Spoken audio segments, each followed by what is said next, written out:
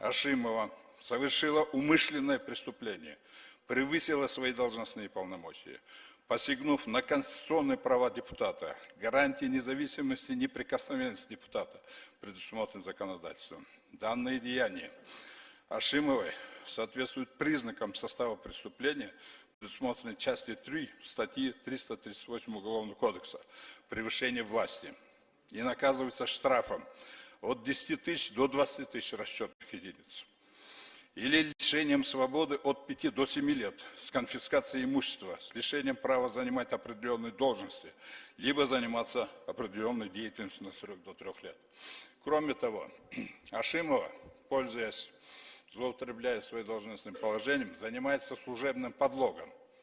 И это может подтвердить ее зам Мамасадыков, если нужно, и это тоже ее преступление. На основании вышеизложенного требуем: первое, отменить незаконные решения фракции Иман-Нуру. Второе, Ашимовой принести публичные извинения перед Айджигитовым.